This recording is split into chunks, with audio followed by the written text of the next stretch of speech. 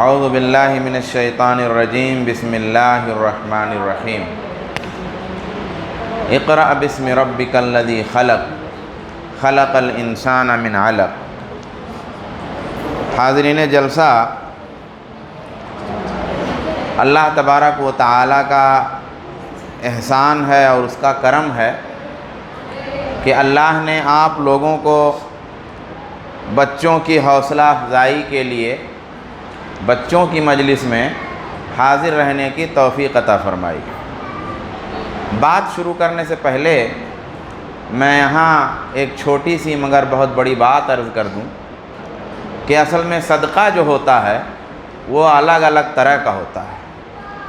کبھی صدقہ مال کی صورت میں ہوتا ہے، کبھی زبان کی صورت میں ہوتا ہے، کبھی بوجھ اٹھانے کی صورت میں ہوتا ہے، کبھی کچھ بتانے کی صورت میں ہوتا ہے، کبھی سننے کی صورت میں بھی ہوتا ہے۔ جب ایک بچہ کچھ بولتا ہے اور آپ اس کو سنتے ہیں، وہ اچھا لگے نہ لگے، پیارا ہو نہ ہو، صحیح ہو کہ غلط ہو، آپ اسے سن رہے ہیں، اس کے دل میں ایک احساس جا رہا ہے کہ کوئی میری آواز سن رہا ہے، اور وہ اسی احساس کے سہارے اپنا ویلوم تیز کر رہا ہے، اس کی دھڑکنیں تیز ہو رہی ہیں، اس کے الفاظ بنتے جا رہے ہیں، اس کو خوشی مل رہی ہے، اور اس کو آپ دیکھ رہے ہیں اور وہ آپ کو دیکھ رہا ہے۔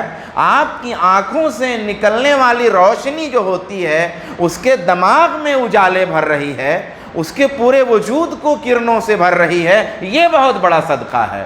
آپ کا محض بیٹھنا، آپ کا محض کسی بچے کو دیکھنا، آپ کا محض کسی بچے کے صحیح اور غلط الفاظ کا سننا بھی ایک صدقہ ہے کہ اسی کے سہارے تو جتنا آپ کا حصہ، کوئی بہت بڑا عالم دین ہوگا، کوئی بہت بڑا ڈاکٹر ہو، انجینئر ہو، کوئی بہت بڑا قائد ہو، قائد انقلاب ہو، اس کے بچپن میں جس نے اس کی باتوں کو سن کے اسے سنبھالا دیا ہو، جس نے اس کے سر پہ ہاتھ رکھ کر کے اسے اونچا کیا ہو، جس نے اسے دیکھ کر کے اسے اونچا کیا ہو، جس نے اسے انعام دے کر کے اسے اونچا کیا ہو، اس کی ساری اونچائیوں میں اللہ تبارک و تعالیٰ کے ہاں رجسٹر میں آپ کا بھی حصہ لکھا ہوا ہوگا۔ تو اسے آپ چھوٹا مت سمجھیے۔ کچھ لوگ سوچتے ہیں کہ کوئی مولانا صاحب کی تقریر تھوڑی ہے، جب مولوی صاحب تقریر کریں گے تو چلیں گے سن لیں گے۔ ہو سکتا ہے مولانا صاحب کی تقریر میں آپ کو وہ اجر نہ ملے جو بچوں کے غلط جملے سننے میں مل جائے۔ یہ اصل بات ہے۔ تو یہ بات عرض کرنے کے بعد میں آگے چلتا ہوں۔ دیکھیے، پہلی بات کہ تعلیم جو ہے اللہ کی معرفت کے بغیر کسی کام کی نہیں ہے۔ ٹھیک ہے، تعلیم چاہیے، علم چاہیے، بہت ساری چیزوں کے لیے جانکاری چاہیے، جانکاری چاہیے کھانے کی، جانکاری چاہیے تجارت کی، جانکاری چاہیے حساب کی، جانکاری چاہیے کپڑا بننے کی، کیونکہ یہ ساری چیزیں اللہ تبارک و تعالیٰ نے ہمارے سسٹم میں رکھی ہوئی۔ لیکن یہ سب کچھ جاننے کے بعد اگر ہم اپنے اللہ کو نہیں جانتے تو ہم کچھ بھی نہیں جانتے۔ یہی اقرأ باسم ربک الذی خلق کا پیغام۔ 5 پوائنٹ ہیں، انشاءاللہ میں کور کر لوں گا جو وقت ہے اس میں۔ پہلا پوائنٹ ہے کہ حالات کیا ہیں۔ میرے بھائیوں، حالات پہ بات کرنے کی کوئی ضرورت ہی نہیں رہ گئی ہے۔ دیکھیے، جو جھوٹ ہوتا تھا، جس کو لوگ ہنس کے اڑایا کرتے تھے، جس پر لوگ مذاق کیا کرتے تھے، جس کی کھلی اڑائی جاتی تھی، اب وہ علم بن چکا ہے، اب وہ دلیل بن چکی ہے، اب وہ سچ کی صورت میں آ رہا ہے۔ ہمارے ہاں کچھ علم تو نہیں تھا لیکن کلچر تھا، ٹوپی کا کلچر تھا، کرتے کا کلچر تھا، سیوئی کھانے کا۔ دین کی بات نہیں کر رہا، کلچر کی بات کر رہا ہوں۔ کلچر تھا، پردے کا کلچر تھا، اوڑھنی کا کلچر تھا، دوپٹے کا کلچر تھا۔ یہ کلچر کی بھی ایک دیوار تھی، چلو علم نہیں تھا، دین نہیں تھا، کلچر تھا۔ دین کی دیوار چلو ایک پتلی سی تھی، ایک پتلی سی دیوار کلچر کی بھی تھی، مگر اب وہ کلچر کی دیوار بھی گر چکی ہے یا گرنے ہی والی ہے۔ کفر اور شرک جن سے گھن آتی تھی، اب اسے خوبصورت بنا کر کے پیش کیا جا رہا ہے۔ پہلے مطلب وہ میں ذکر کرنا نہیں چاہتا کہ کتنی حقارت تھی شرک کے لیے، کتنی حقارت تھی ہمارے بچپن میں کفر کے لیے، وہ میں عرض یہاں نہیں کر سکتا کیسی حرکتیں بچے کرتے تھے کفر اور شرک کے مظاہر کے لیے، مگر وہ مظاہر اب علم بن کے آ رہے ہیں، نالج بن کے آ رہے ہیں، خوبصورت بنا کے پیش کیے جا رہے ہیں، حسین بنا کے پیش کیے جا رہے ہیں، مائل کیا جا رہا ہے۔ یہ حالات ہیں، یہ پہلا پوائنٹ ہے۔ ہماری اپنی حالت کیا ہے؟ ہماری اپنی حالت یہ ہے کہ مکاتب کا ایک نظام تھا وہ تقریباً ٹوٹ چکا ہے، وہ بکھر چکا ہے۔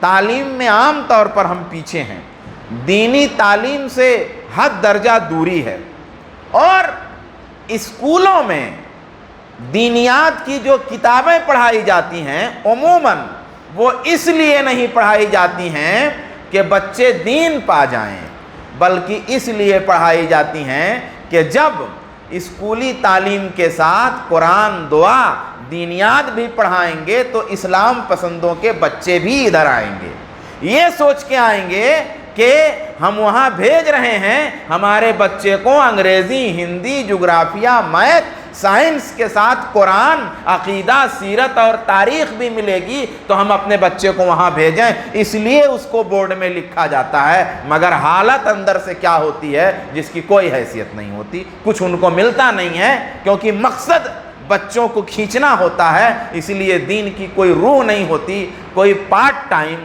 کوئی کسی بھی طرح سے 4,000 5,000 میں کھینچ کر کے لے آیا جاتا ہے کسی مولانا، کسی مؤذن صاحب کو، اور ان کے ذریعہ کام چلا کر کے یہ پیش کر دیا جاتا ہے کہ ہمارے ہاں دین اور دنیا دونوں کی تعلیم ہو رہی ہے۔ یہ ہمارے حالت ہے۔ اور اس سے بری حالت یہ ہے، پہلے چلو یہ تھا کہ چلو باہر کچھ گڑبڑ ہے، گھر میں ٹھیک ہے، مگر گھر بھی بگڑ گیا ہے، اور گھر اب اتنا بگڑا ہے کہ کتنے لوگ اپنے بچوں کو مدرسوں میں اس لیے لے کے آتے ہیں کہ گھر میں رہے گا تو خراب ہو جائے گا، گھر میں رہے گی تو خراب ہو جائے گی، گھر میں رہے گی تو یہ کیس ہو جائے گا، مدرسے میں ڈال دو، سیف رہیں گے، محفوظ رہیں گے۔ تو گھر میں جو ماحول تھا وہ بھی بگڑ چکا ہے تمام طرح سے، اس لیے اب باہر سے بگڑا سو بگڑا، گھر بھی بگڑ گیا ہے۔ تو ہماری حالت یہ ہے، یہ دوسرا پوائنٹ تھا۔ تیسرا پوائنٹ یہ ہے کہ موجودہ دینی تعلیم کی کیا حالت ہے، جو دینی تعلیم دی جا رہی ہے۔ اس کی ایک مثال میں دے دوں، قرآن کے بارے میں یہ ہے کہ قرآن کامیابی کی ضمانت ہے، قرآن ہی کے ذریعہ انقلاب آیا، قرآن ہی کے ذریعہ مکے کی فتح ہوئی، قرآن ہی کے ذریعہ مسلمانوں نے عرب و عجم میں حکومت کیا۔ اب جس قرآن سے حکومتیں ملی، جس قرآن سے مسلمان دنیا کے کونے کونے میں پہنچا، اس قرآن کی عام حالت یہ ہے کہ پہلی بات تو پڑھے لکھے بھی تجوید سے نہیں پڑھ پاتے، پڑھے لکھے بھی تجوید سے نہیں پڑھ پاتے، چلو اس کو ہم تھوڑا اوائڈ کرتے ہیں۔ دوسری حالت، قرآن غلط پڑھا جا رہا ہے، قرآن غلط پڑھا جاتا ہے، قرآن اٹک اٹک کے پڑھا جاتا۔ اچھا چلو بزرگ ہیں، پہلے نہیں معاملہ تھا، ہمارے بچے جو انگلش فرفر بولتے ہوں، مراٹھی اچھی آتی ہو، ہندی اچھی آتی ہو، وہ بچے، وہ نوجوان رمضان میں جو قرآن پڑھتے ہیں وہ یا تو غلط پڑھتے ہیں یا اٹک کے پڑھتے ہیں، اردو تک پریشانی کے ساتھ پڑھتے ہیں، نماز، روزہ، توحید و رسالت کا بنیادی علم نہیں ہوتا ہے۔ یہ ہماری دینی تعلیم کی حالت ہے۔ سوال یہ ہے میرے بھائی، جو اصل موضوع ہے، یہ تیسرا پوائنٹ تھا، 2 پوائنٹ اور رہ گئے، چوتھا پوائنٹ ہے پھر کیا کیا جائے، پھر کیا کیا جائے؟ تو دیکھیے میرے بھائی، علاج میں 2 مسئلہ ہوتا ہے۔ علاج کا ایک مسئلہ ہوتا ہے یہ بیماری آ گئی کرونا، ریسرچ کرو، اس کا علاج ڈھونڈو، علاج ڈھونڈا جا رہا ہے، علاج ملا نہیں ہے ابھی تک، یہ ایک بات ہو گئی۔ ایک یہ ہے علاج مل چکا ہے، علاج دریافت ہو چکا ہے، مگر وہ علاج کیا نہیں جا رہا ہے۔ علاج موجود ہے، لَن يَصْلُحَ آخِرُ هَذِهِ الْأُمَّةِ إِلَّا بِمَا صَلُحَ بِهِ أَوَّلُهَا۔ اس امت کا آخری آدمی جو دنیا میں پیدا ہوگا، اس کی بھی اصلاح اسی بات سے ہوگی جس بات سے پہلے لوگوں کی ہوئی تھی۔ علاج طے ہے۔ ہمارا مسئلہ کیا ہے میرے بھائی؟ ہمارا مسئلہ یہ ہے کہ ہم بات اس کی کرتے ہیں جو ہماری طاقت میں نہیں ہے، اور جو ہماری طاقت میں ہے وہ ہم کرتے نہیں ہیں۔ ہم بات کرتے ہیں گورنمنٹ کی، ہم بات کرتے ہیں بڑے کالج کی، ہم بات کرتے ہیں بڑی کانفرنس کی، ہم بات کرتے ہیں جمعیت و جماعت کی، ہم بات کرتے ہیں آل انڈیا کی، انٹرنیشنل کی، مگر ہمارے پاس 4 بچے ہوتے ہیں جو ہمارے اختیار میں ہوتے ہیں، ان پر محنت نہیں کرتے۔ آپ سوچئے، ہمارے اختیار میں دنیا نہیں ہے، ہمارے اختیار میں ہندوستان نہیں ہے، ہمارے اختیار میں گورنمنٹ نہیں ہے، مگر ہمارے اختیار میں ہمارے بچے ہیں۔ ہم اپنے بچوں پہ کام نہیں کرتے اور باتیں وہ کرتے ہیں جو ہم کر نہیں سکتے۔ ہم ہمیشہ انٹرنیشنل بات کرتے ہیں، نیشنل بات کرتے ہیں، ہماری ہر کانفرنس آل انڈیا ہوتی ہے۔ اللہ کے رسول نے کیسے کام کیا؟ رسول نے، آپ بتائیے، کیا رسول اللہ ہندوستان آئے؟ کیا رسول اللہ امریکہ گئے؟ کیا رسول اللہ برما گئے؟ کیا رسول اللہ ملیشیا گئے؟ نہیں گئے۔ مکہ مدینہ، مکہ مدینہ، عرب کے دیگر ملکوں میں بھی نہیں گئے، عرب کے بہت سے ملکوں میں بھی نہیں گئے۔ وہیں ایک جگہ، وہیں چھوٹی سی جگہ میں پوری کائنات کا نظام بدل کر کے اور بنا کر کے رکھ دیا، وہیں افراد بیٹھ کر کے تیار کیے۔ مکے میں مشینیں فٹ کی، مکے میں لوگوں کو تیار کیا، مدینے میں لوگوں کو تیار کیا، اور تیار کر کے پوری دنیا میں بکھیر دیا۔ انہوں نے پوری دنیا کا نظام بدل دیا۔ تو میرے بھائی، یہ مسجد ہے، آپ مالیگاؤں کی بات مت کریے۔ ہمارے لوگ باتیں بڑی کرتے ہیں، یہ مسجد کے لوگ ہیں، آپ مالیگاؤں کی بات ہی مت کریے، آپ اس مسجد علی کی بات کریے۔ اور مسجد علی میں آپ کیا کر سکتے ہیں، کیا خرچ کر سکتے ہیں، کتنا ٹائم دے سکتے ہیں، کتنی محنت دے سکتے ہیں، کتنا ہر گھر پہ جا سکتے ہیں، کتنا لوگوں کو سمجھا سکتے ہیں، کتنا لوگوں کو تیار کر سکتے ہیں، کتنی اس مسجد کو خدمت دے سکتے ہیں، اپنے بچوں کو کتنا مینٹین کر سکتے ہیں، اس کی بات کیجئے، یہ آپ کی طاقت میں ہے۔ آپ مالیگاؤں کی بات مت کریے۔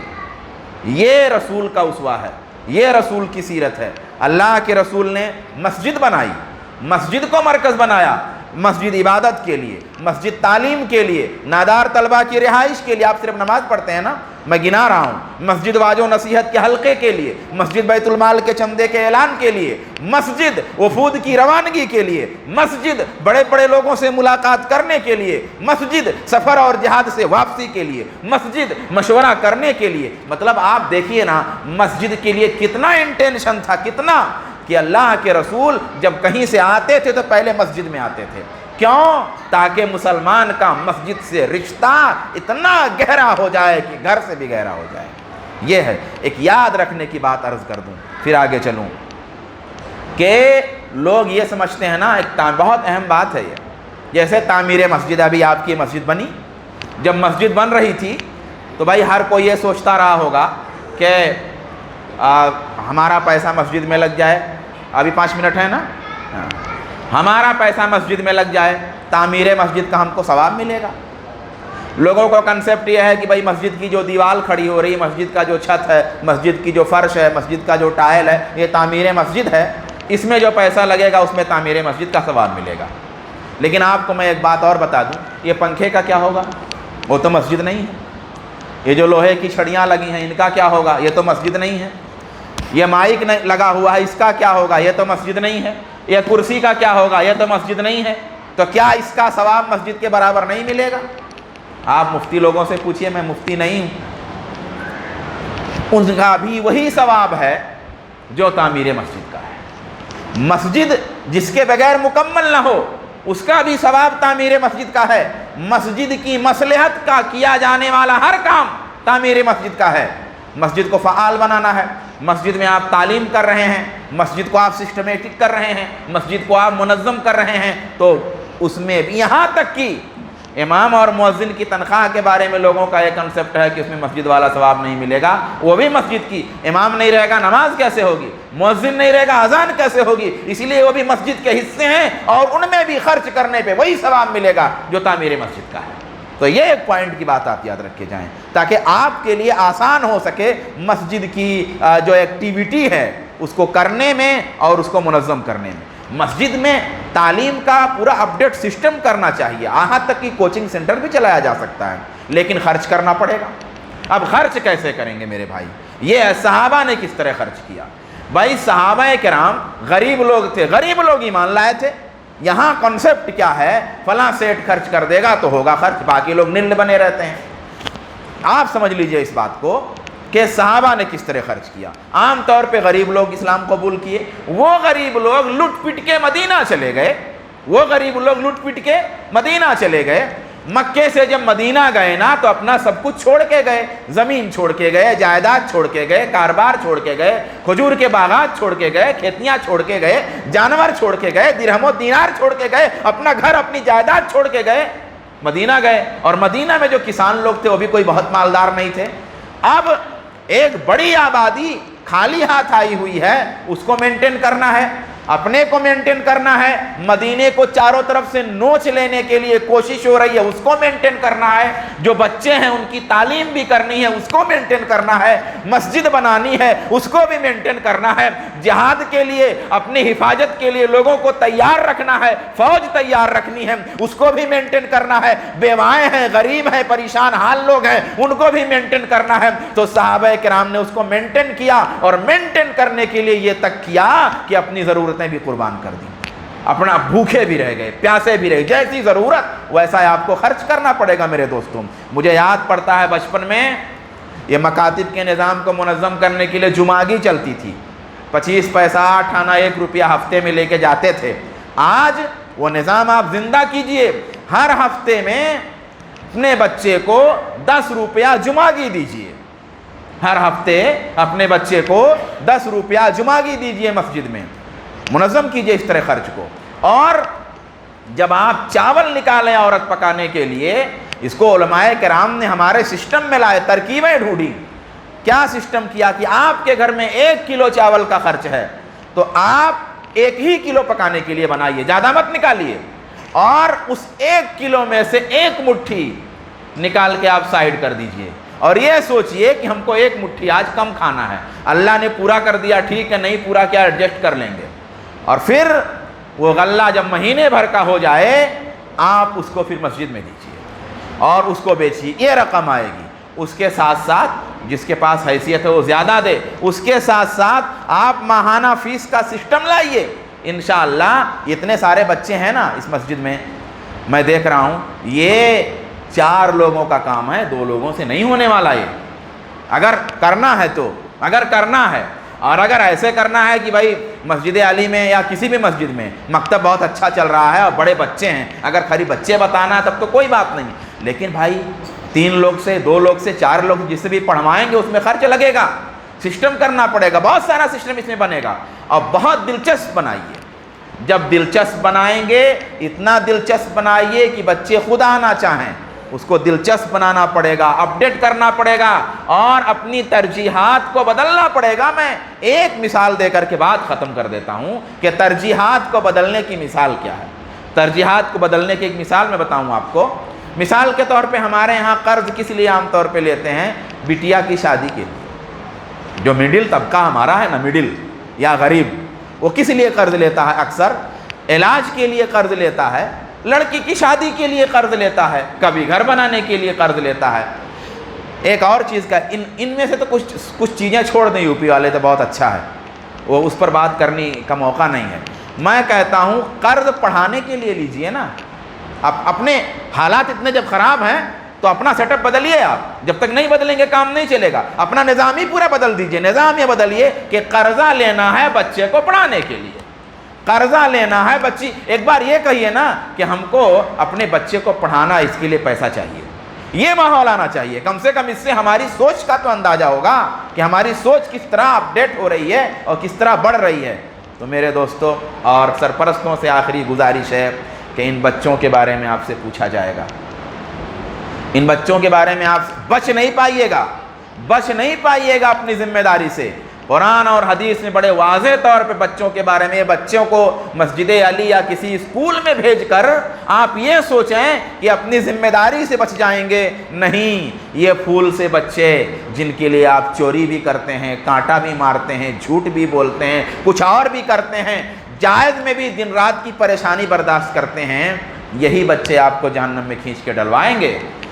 میدان محشر کا عالم یہ ہوگا کہ قرآن کہتا ہے یوم یود المجرم لو یفتدی من عذاب یومئذ ببنیہ وصاحبتہ واخیہ وفصیلتہ التی تؤویہ ومن فی الارض جمیعا ثم ینجیہ کلا انہا لظی، کہ آدمی کو اگر کہا جائے آزادی دی جائے کہ تمہارے بچے کو جہنم میں ڈال دیتے، تمہاری بیوی کو جہنم میں ڈال دیتے، تمہاری امی کو جہنم میں ڈال دیتے، تمہارے ابو کو جہنم میں ڈال دیتے، یہاں تک کہ ایک ننھا سا بچہ اگر 2.5-3 سال کا 4 سال کا جو ابو کرتا تھا، بڑا خوبصورت تھا، بڑا تیز دماغ تھا، بڑا اچھا تھا، بڑا پیارا تھا، جو بھی دیکھتا تھا اس کو گود میں اٹھا لیتا تھا۔ اس کے انتقال کے بعد آپ جو ہے مہینوں روتے رہے، آپ کھانا نہیں کھاتے تھے ٹائم تک۔ وہ بچہ اگر سامنے آ جائے گا آپ کے اور آپ کو آزادی دے دی جائے گی کہ کیا اس بچے کو جہنم میں ڈال دیا جائے تو تم کو منظور ہے اور تم کو جنت مل جائے، تو آپ کہیں گے ہاں ڈال دو، مجھے جنت مل جائے، میں جہنم سے بچ جاؤں۔